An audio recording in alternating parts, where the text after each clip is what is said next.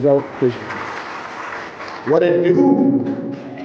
Lord, I'm loud. Go ahead and turn that down. As an MC, I know how to project my voice. My wife is gonna say, take your jacket off. That is gonna happen. But I'm gonna walk back here first because I'd like to do call and response things. And because the aux cord couldn't reach up there, I'm just gonna come back here. And we're just gonna do this. Just for a second, just for a hot second, just for a temperature check of who is here. Let's see. Sing along if you know it. Okay, I'm just saying. Come on.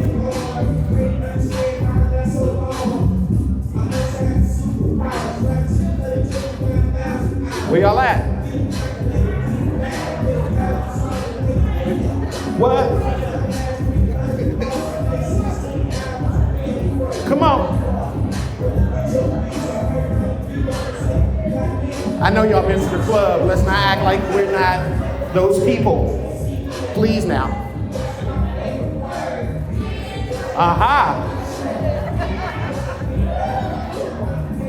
But I got something else. Hold on.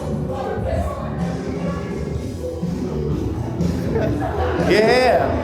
Right? Because you know, who's been at, what's the name of that club? Sing along if you know it now, come on.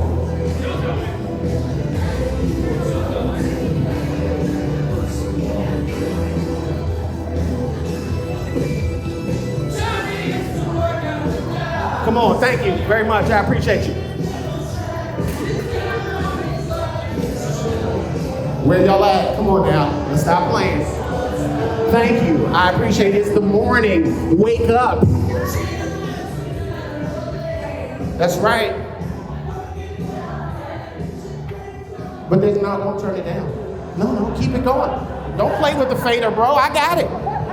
I'm DJing. I'm right here. Thank you.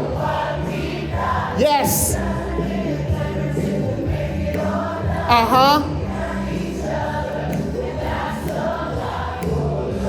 That's right. And come on now.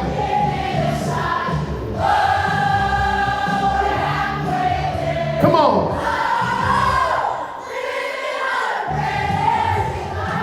That's right.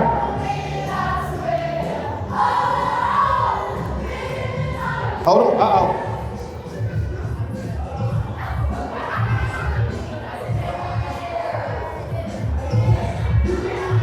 Well, you can get with. Come on. Thank you. Thank you. Pick it up, back on them. That's right.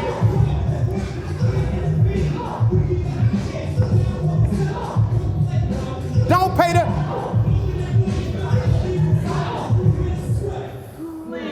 Niftily, flip to be, what we be the epitome, do, da. Thank you.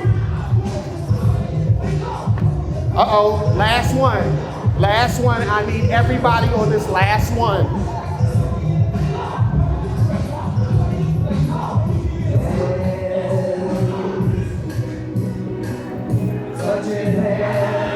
That's right. Come on, guys.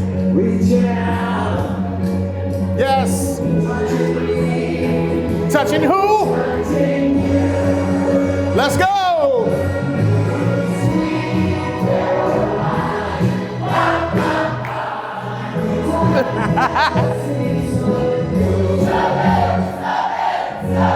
Thank you.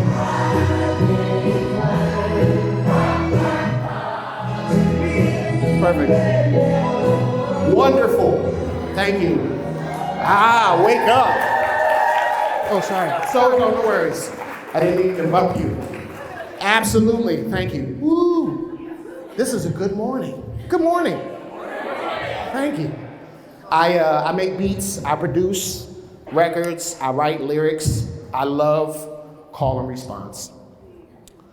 Songs that no matter what the demographic resonate with us, call into memory emotional responses, sensory reactions to that which is held within not only our personal memory, but the collective memory of a culture. When Obi hit me with the topic, and I'm definitely gonna read this because there's so many things to say. When Obi hit me with the topic, I was like, yes, I know about rhythm. The thought was like, hell yeah, I could talk about rhythm. It's what I've done for the better part of 30 years, and I dabble in rhythm. Preeminent vocal improvisationalist, which means I freestyle with a bunch of different jazz bands, focusing on hip hop. I deal with notes and tone, as an MC, you can turn that down a little bit, cadence, the ability to manipulate words around in concert with, and at a time, tension.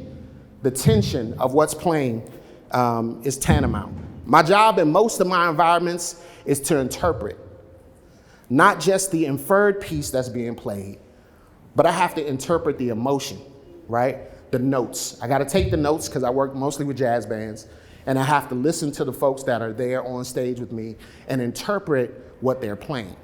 So if the song is supposed to be sad, I gotta come up with a narrative that's based on the sadness of that song. And a lot of times, that is not something easy to do if you don't know the people that you work with. So the first thing I do before getting on any stage with any band that I work with, is I have conversations with the people in the band. Sometimes those people are great people. Sometimes those people are not so great people. I started thinking about rhythm, and I did all the Googles, tapped into my own personal knowledge, did the wikis, and then found the 7 basic concepts of rhythm: beats and notes, measures and time signatures, strong and weak beats, meter, syncopation or a disturbance or interruption of the regular flow of rhythm, accents, and tempo. Then I went into the further rabbit hole of circadian rhythms, or the natural oscillation and patterns that happen to us biologically. So sleep cycles, sleep rhythm, rhythm of the night, slave to the rhythm, all that, right?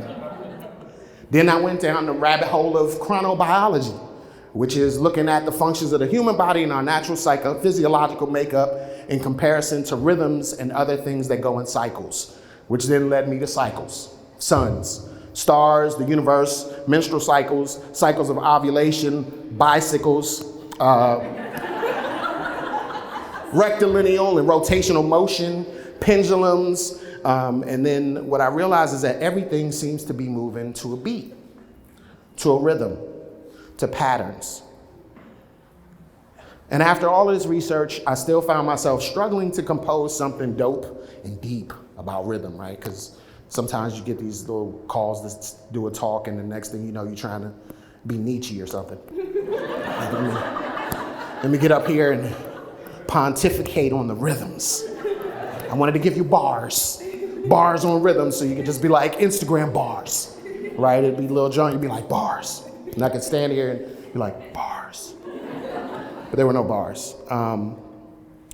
Because the truth is, I'm off. I'm actually out of rhythm. I'm in a state of syncopation, which I stated before is a disturbance or interruption of the usual rhythm, because for all my Star Wars fans, there's a disturbance in the Force, right? I've been struggling with coping with my own grief. Today would have been my sister's 64th birthday. When I started to do this talk, Sahat was like, "You gonna be all right?" I was like, "Man, I'll be all right. It's her birthday, I'll be all right, she all right, we all right." I'm not all right. I'm not okay. My sister, her name is Charlene, we called her Bean. Bean is 10 years and 1 month older than myself. We are the middle children of our respective spaces in my family. So I have an older sister, then Bean, then my brother, then 8 years of which my family, my mother and father were having a ball, and then me, and then my sister. It was like super quick. They was like, "Yay, we free." No, here, 1, 2, all right, keep it moving. So I had a big brother and a younger sister, and she had a big sister and a younger brother, and in 8 years. That's the homie. She got a scholarship from elementary school to high school. Elementary to middle school scholarship, because she was in Catholic school. Scholarship from middle school to high school. Scholarship from high school to Florida A&M. FAMU in the house? No, okay. And then a full ride scholarship, academic all the way, academic scholarship to University of Minnesota. She's a Golden Gopher, and for her law degree. Graduated cum laude of her class, top ranked in moot court. Everything else, could argue with the best of them, wound up being a judge here in DC. That was my folks. And she passed away 3 years ago. And I'm still not right. Because I started thinking about what was off in my life, what was off about the pattern. And we're coming up on the holidays, and I found myself like, hey, I don't want to do Thanksgiving. And I don't want to do Christmas with everybody. Because I come from, there's 5 of us. And I'm like, man, my sister was like, hey, coming out for Thanksgiving? And I was like, nah, not doing Thanksgiving. They was like, all right, we're going to do Christmas. Well, a couple of years ago, my wife and I, we decided, since our kids are grown, I have 2 children. I do not call them my kids. They're gaps. Grown-ass people.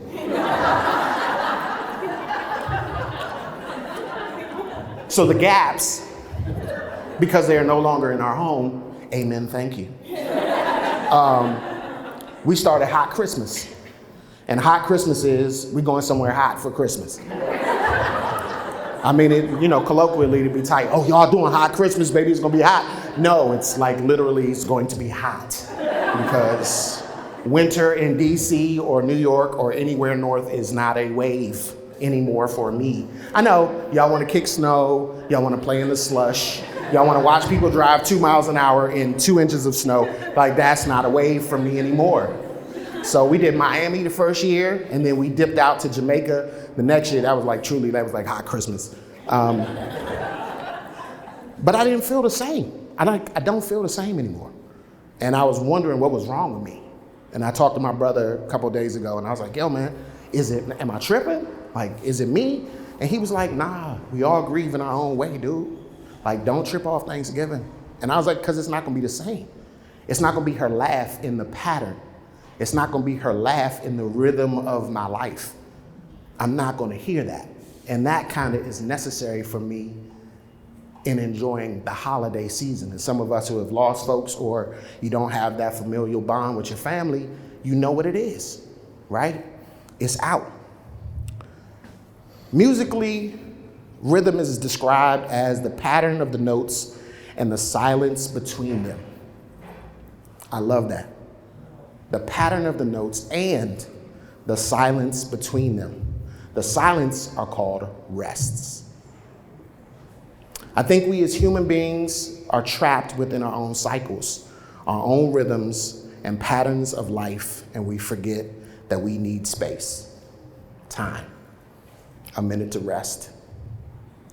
So in thinking about rhythm as a metaphor, I'm looking at the beats and the notes, right? I talked about those before, with beats being the thoughts we have and the decisions we make based on how we're socialized.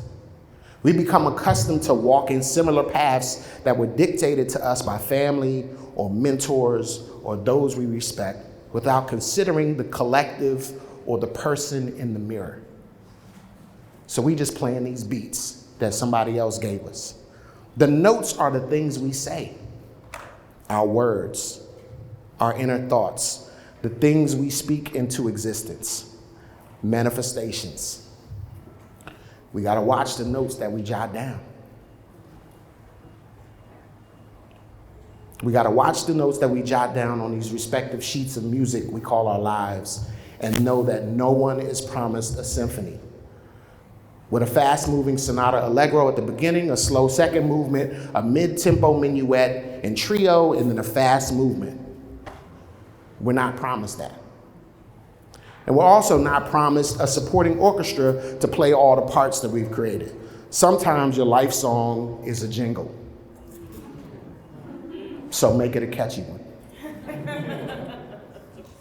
Measures and time signatures. We have these measures and time signatures, the amount of time we give ourselves to do whatever.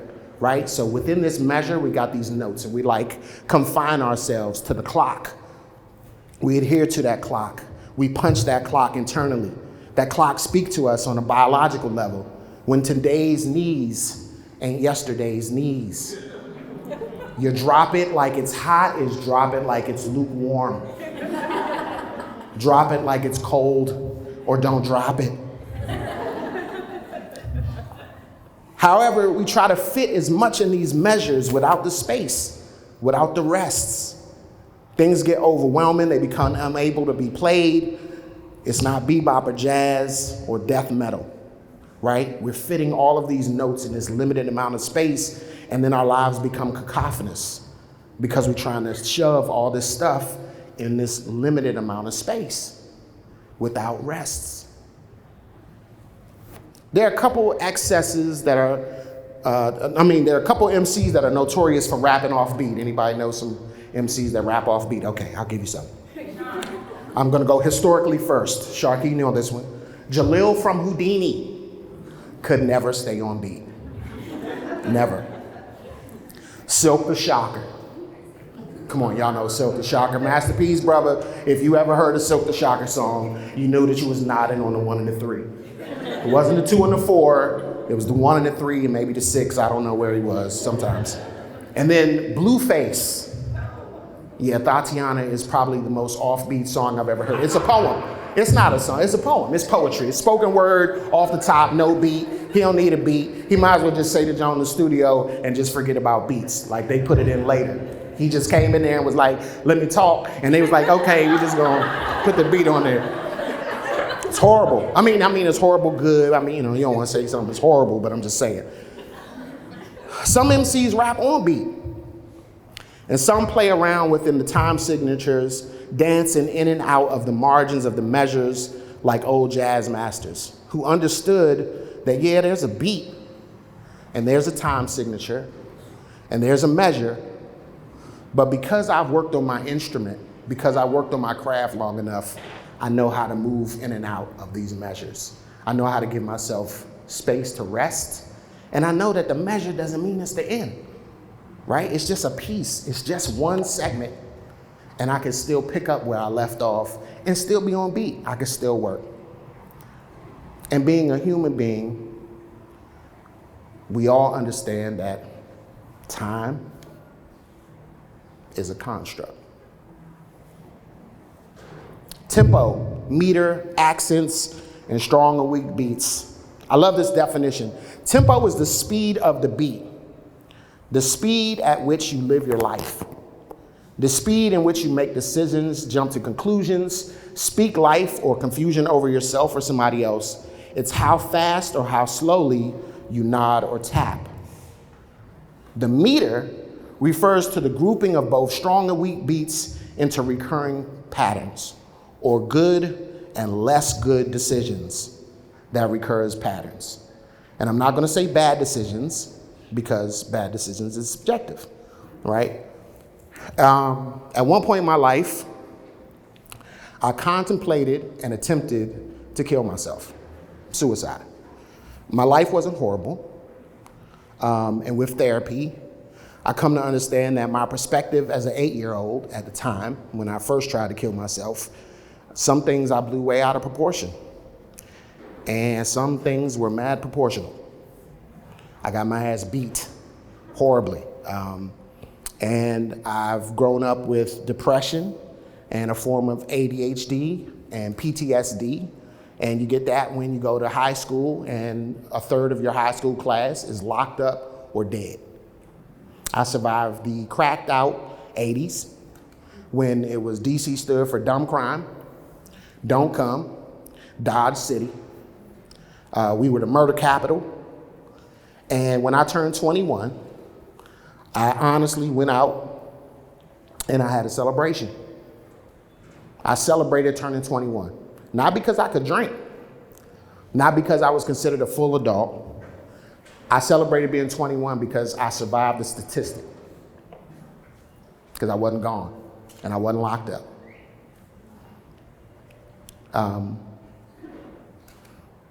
And I mention this because I wanted to be clear about bad decisions.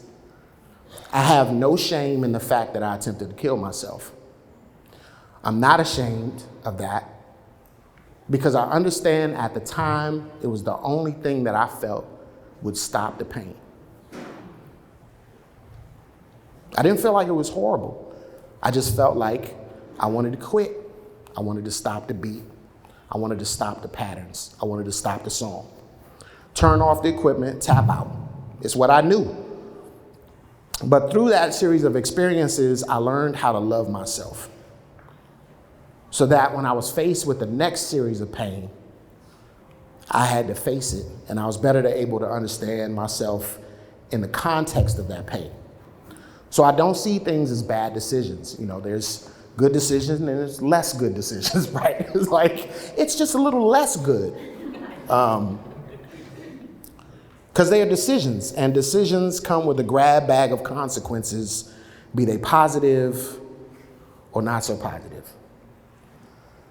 So this meter, this gathering of strong and weak beats and accents that fill out our patterns, this gathering of emotions, empathy, love, anger, fight or flight responses, these provide stressors or accents on the notes that we play based on the pressure we apply to them. How much we lean in or back off as we create our song. These beats and accents are the noticeable parts of us. I actually look at the idea of strong and weak beats in relation to our lives as our ego, right? So the strong beat is the portion of the ego that we push forward that we want other people to see. It's closer to who we want to be or be seen as. It's the part that mediates between our desires, and then the weak beats, or our superego, provides the critique and moral role to create this truer self. So Obi said he's a drummer. We got any other drummers in the house? Drummers? Okay, drummers. Yeah, oh, nice, great drummers. So y'all know about ghost notes. You know what a ghost note is? Anybody? Ghost notes? Okay, you know what a ghost note is. All right.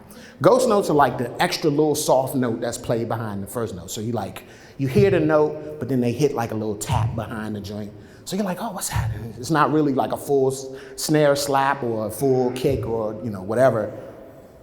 But any dope drummer who's listened to any dope drummer will tell you that these small, almost indiscernible notes make the joint fly.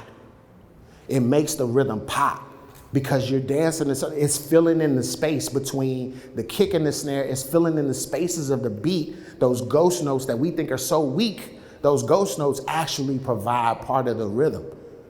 Those soft, vulnerable spaces provide part of our rhythm. I like to say that the happy medium between the strong and weak beats and notes are what give us balance in creating our patterns. So these patterns that make up the meter of our lives start from the thoughts or notes that become actions. We play out within these measures that become habits or the patterns or meter of our lives. And those wind up as our rhythm to our song, which I'm just gonna say is our character. And for me, the song is what's most important. Who are we as people? Our character, our ability to actively and passively listen to each other, to provide empathy and care, to recognize that the space between the notes is what gives us all our own specific sort of rhythm. Which brings me to syncopation, or the disturbance or interruption of regular flow of rhythm. Life is full of syncopation. It's full of these moments that take us out of what we're used to, when everything doesn't feel quite right, when Mercury is in tardigrade, or whatever. These moments don't dictate whether the who or the what or what part of the song is a mess.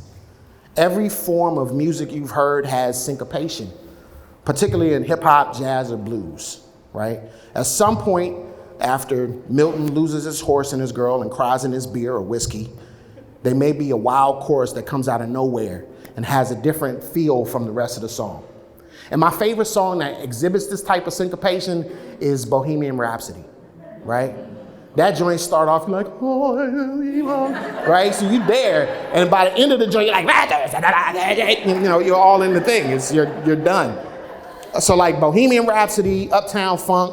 Anybody like Bounce Beat Go-Go? Bounce Beat anybody? All right, so T.O.B. If you listen to a T.O.B. joint, you know that joint, you be like, block, block, block, block, and then the joint slow down, and then you like, oh, gone. And if you haven't gone to a go-go and you live in D.C., right, participate. Don't go to the little sexy go-go though, like downtown and real safe. No. No, that's not the go-go. See, you gotta go in there, you gotta have a little bit of fear with you. A little bit of fear. It's all good. It's all good. I come from the days of the East Side. The joint that used to be over Southeast, the one way in, one way out. Yeah, that joint right there. That's the go-go. Like, when my friend Bo, who does a lot of joints on Bladensburg Road, I went to the go. I took Harvey Mason, who's the head of the Recording Academy, and Rico Love at the time was vice chair of the Recording Academy. And we had this big meeting in DC, and I was like, yo, y'all want to go to the go-go? They were like, yeah. Go-go? Coke, I've never been to a go-go. Rico Love went to FAMU. He went to FAMU with a bunch of DC dudes. He's like, man, I love go-go, man. I never been. I was like, oh, you want to go to the go-go?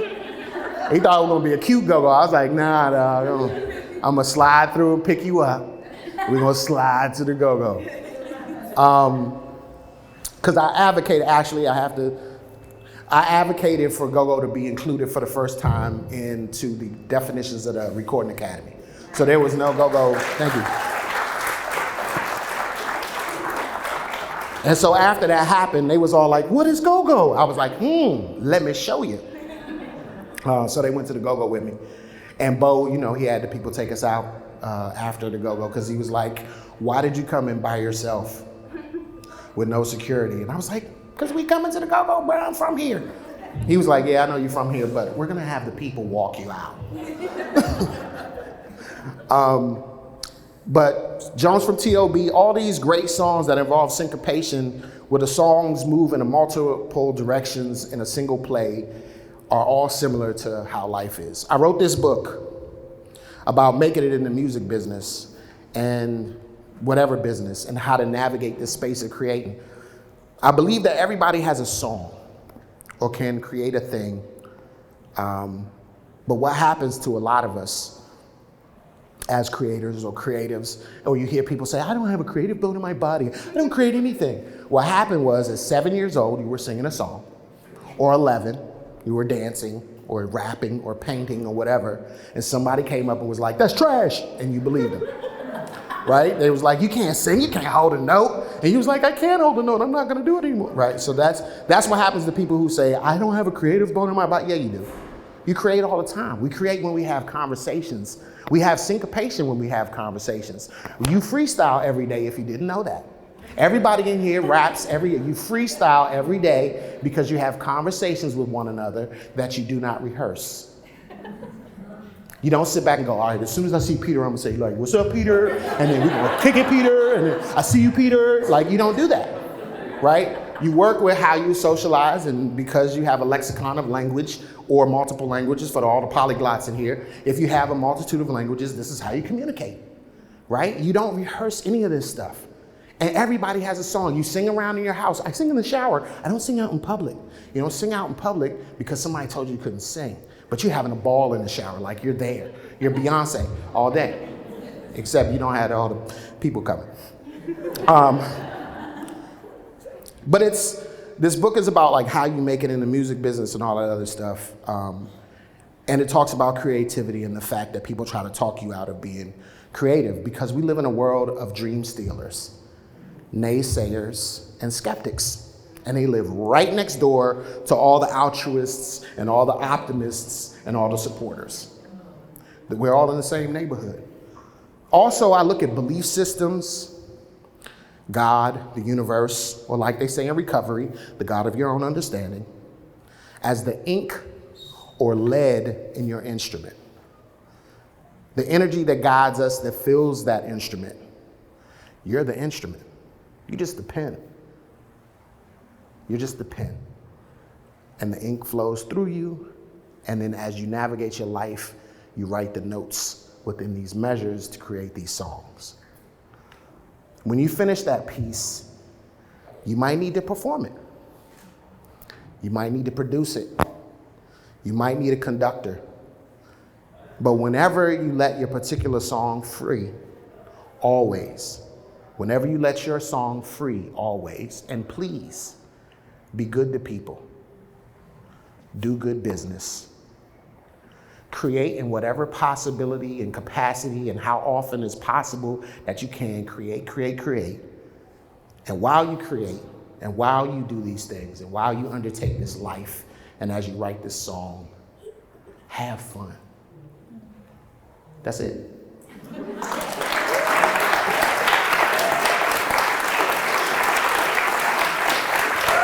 want to shout out Obi. Thank you, Obi, for having me. Thank you all for coming out. Thanks, Pete, for the space. It's been amazing. Thank y'all. Turn the mic over. Thank you, brother. We got a few minutes for a couple questions. So I'm just going to open the floor for 5 minutes of questions and answers. If anyone who wants to chime in, just project your voice forward. I don't feel like you'll do the crowd with the microphone. Help you out, but this ain't Maury. This ain't Maury.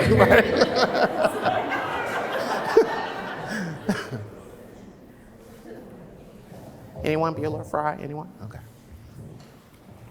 How do you know when you're back on rhythm? Whoa. That's a rough one, right? I think it depends on how you look at your life, right? I mean, I know I'm out of sorts, but I know that there's a rhythm, right? I know what I'm used to. I think we intrinsically, internally know what our beat is and what our pattern is and what our rhythm is, and we recognize when we're out of sorts. Or other people would be like, yo, you all right? You seem a little different. Something seems, is everything okay? So there's also other people that are on our same wavelength that are writing their own songs that can recognize when we're out of pocket. Maybe that's close friends, maybe that's a stranger, maybe that's you looking in the mirror and not feeling right. So I think we know, and I think we have to take time. I think we take those spaces, that rest, to kind of realign ourselves and try to figure out like what's going on. I believe in therapy wholeheartedly. Trust me, I'm a result of good therapy, and I know when I'm off. I also have a great group of friends that I will call and be like, am I tripping? Like that's literally 3/4 of the group chats that I have are me going, am I tripping? Or, and then ... right? So if I'm tripping, my friends will tap in and be like, no, I don't think you're tripping. Like, or they be like, yeah, Slim, you tripping, dog. Like, chill out. So I think that's what we need too. Like those people that work in the band. There you go. It's the people in the band. Yes, ma'am. How do you find setting a location affects your ability to track with your internal rhythm and your creative output? I love DC. I'm from here. I was born and raised in this space, in this area. I don't want to live here no more, right? Not because I want to find fame or fortune or anything else. It's just sometimes you need to change an environment, right? So I can be here, like my home will always be here. I will own my house that's here, but man's got to dip. I got to dip. I got to hop on a plane. I got to see some other spaces because those other energies affect how you create. Right? I remember my wife was like, hey man, you need to leave. No, hear me out. She was like, dog, you need to go. And I was like, no, what do you mean go? She was like, you need to go and do nothing. I was like, I don't do nothing. I haven't done nothing in 35, 40 years. Like I do things. And she was like, nah, you need to go sit down. And you need to sit down somewhere where you don't know anyone. And I was like, okay, cool, I'll go to Miami. She was like, come on, dog. Like, you know people. All right, I'll go to LA. Nah, you can't go there. Arizona, can't go there. She was like, I found you a ticket. I got you a ticket. You're going to Puerto Rico. Oh, word? I'm going to Puerto Rico. I'm just going to be in Puerto Rico for 2 weeks by myself? She was like, yes, you go to Puerto Rico. Go get you an Airbnb, dog. Go sit down. Cancel all meetings, put an out of office on your computer, do nothing. Don't bring any equipment. You can bring your cameras only because you can take pictures of things that you like, but not as a business. Because for me as a creative, I try to make, what happens to me, once your dream becomes a reality, and I had a dream of being this MC. I was like, I'm gonna rap, I'm gonna produce, and then when it became a reality, everything starts to become a business. So whenever I create stuff, it's hard for me to differentiate. It's like, I like to take pictures. How can I sell these pictures? Like, it's so that, and it's not fun anymore. Or it is fun, but you start thinking about the marketability of everything, right? So you're like, I could write a book, but I think I can sell that. I'll make a cookie. I think I can sell that. So I had to be away from things that I could sell. So I went away. And for the first 5 days, I struggled with doing nothing. I was like, man, how you do nothing? Like, I didn't have any equipment, so I wasn't making any beats. I purposely left hard drives at home. Like, I got equipment in my book bag back there. Like, I got keyboard and like, I got the stuff. But it was like, man, can you put it down for a minute? And then when I was finally able to not do anything, I woke up, she hit me in the morning. She was like, what you doing? I was like, I'm still in bed. She's like, what you mean? I was like, no, I'm literally under the covers, dude. It's 11 o'clock, I'm under the covers, what's wrong? I'm not sick, I don't feel bad. She was like, right, that's called resting, that's called chilling out. So I need changes in the environment. I think that affects us all. Like sometimes you just gotta dip out of your safe space or what you think is your safe space, because you'll turtle up, right? You'll dig into the shell. You'll be like, I'm super comfortable here, I'm not uncomfortable. All my songs sound the same. And we all know artists that all the songs sound the same. We don't buy their records. Yes? You're on that Nate Smith square wheel, I think? Yes, sir. And it's like an odd meter situation. So this could be like music or life questions. Like, how do you settle into an odd meter type of tune? So I'm a drummer, and like odd meters stress me out. I feel you. You have to like sit with the music for a while. Right. Live with it and get comfy with it, and then do what I need to do. So I'm curious if you have any sort of process. Yes. Or with life. So, yes, sir. Both of them fall into the same space. I started as a hip hop MC. All I rapped to was 4/4 beats. That was all I was used to. When I got quote unquote discovered, I was put into a jazz band where we went to make a record. And when we went to make that record, all the beats were 4/4 beats. And I was like, cool, this is dope. And we rapped and did all the things. And then the record came out. And then the manager was like, hey, you want to go on tour? And then we went on tour. And the first time they played it, it was in like 7. And I was like, dog, what you doing? And it was off. I felt off because I was trying to say the things that I had written and try to fit them into this pattern, right? This pattern of 7. When I decided to let go and freestyle everything, I started not thinking about the beats, but more so the pulses. So not where the beat was, there's a pulse that happens in between if you're in 5, 7, 11, 13 and a half, 2 3/4, like whatever you're in, there's a pulse that's gonna make itself present because there's space. The space is the beat. It's not the notes. It's not the kick and the snare. It's the space between those things that create that rhythmic pattern that I'm able to fall into when I deal with, things that are out of what we call odd time. So try as best as you can, because the pedagogy of most music schools tells you to count, and then you count the thing, and then how am I counting this and all of that other stuff.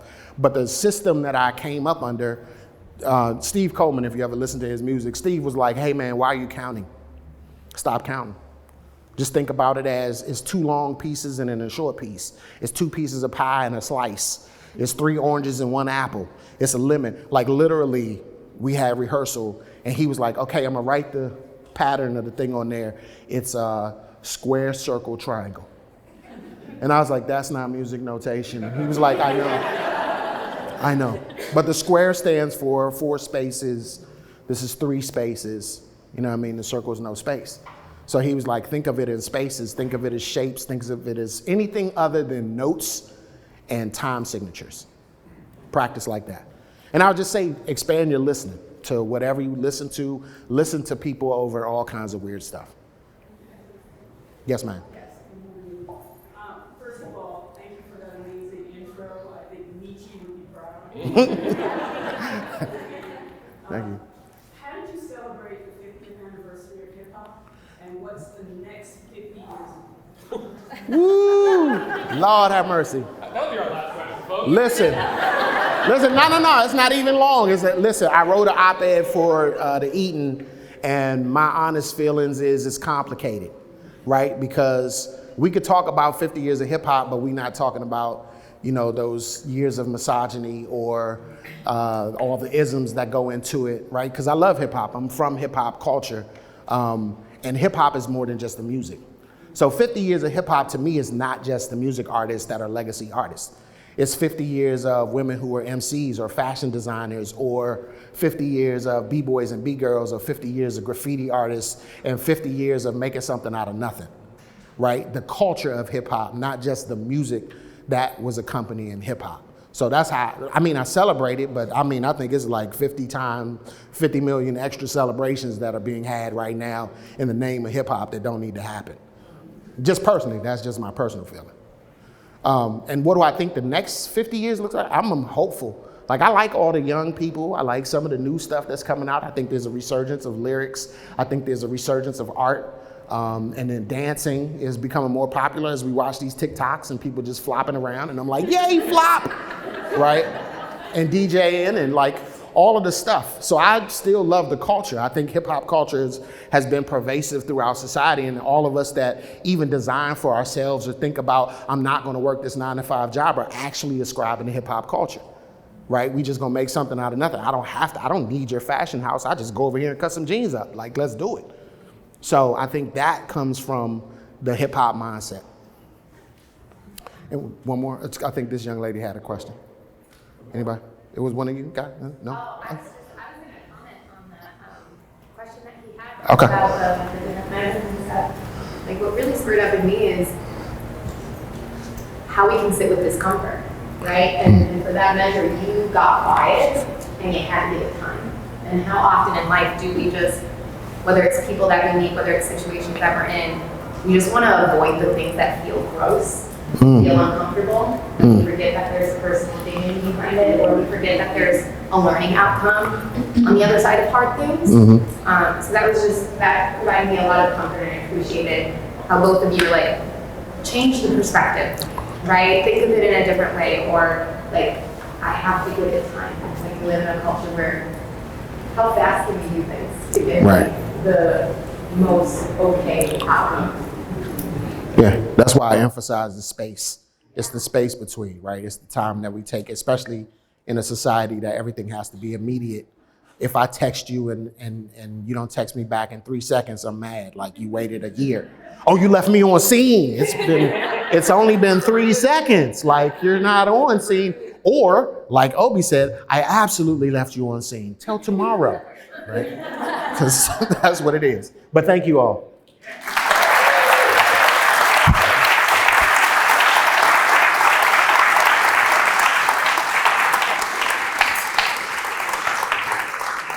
Wasn't that wonderful? Rhythm. It's gonna get you. There you go.